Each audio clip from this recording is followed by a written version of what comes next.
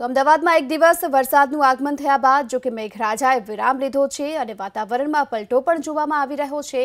આજે વહેલી સવારથી શહેરમાં ભેજયુક્ત વાતાવરણ અને આ સાથે ધુમ્મસભર્યું વાતાવરણ પણ જોવા મળી રહ્યું છે। જો કે હવામાન વિભાગે પણ સૌરાષ્ટ્ર અને દક્ષિણ ગુજરાતમાં આગામી 3 દિવસમાં ભારેથી અતિભારે વરસાદની આગાહી કરી છે, પરંતુ અમદાવાદવાસીઓને વરસાદની રાહ જોવી પડશે।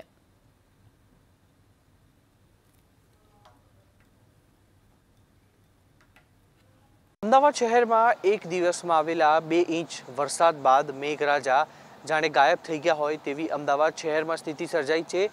તેના કારણે થઈ અને હજી પણ અમદાવાદ વાસીઓ જે છે તેઓ વરસાદની રાહ જોઈ રહ્યા છે, પરંતુ એક દિવસ વરસાદ આવવાના કારણે અમદાવાદના વાતાવરણમાં ચોક્કસથી પલટો આવ્યો છે।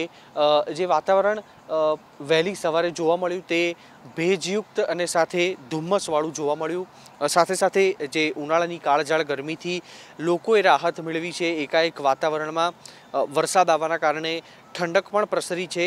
સાથે સાથે દૂરના જે વાહનો હોય તેને જોવામાં અનેક વાહન ચાલકોને તકલીફ પડી હતી, કારણ કે વહેલી સવારથી અમદાવાદ શહેરમાં ધુમ્મસનું વાતાવરણ હતું।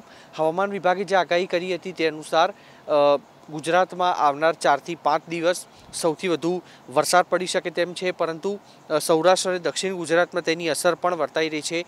અમદાવાદવાસીઓને હજી પણ 1 થી 2 દિવસ વરસાદ માટે રાહ જોવી પડશે, કારણ કે અમદાવાદમાં વરસાદ છે તેનું હજી જોઈએ તેવું આગમન થયું નથી, જેના કારણે થઈ અને હજી પણ જે લોકો છે તેઓ ક્યાંક બપોરના સમયે ગરમીનો અનુભવ કરી રહ્યા છે, પરંતુ વહેલી સવારે અને સાંજના સમયે વાતાવરણમાં એકાએક ઠંડક પ્રસરવાના કારણે લોકોને પણ આસ જાગી છે કે ચોમાસાનું વિધિવત પ્રારંભ થઈ ચૂક્યો છે, ત્યારે અમદાવાદ શહેરમાં ધોધમાર વરસાદ આવશે ક્યારે?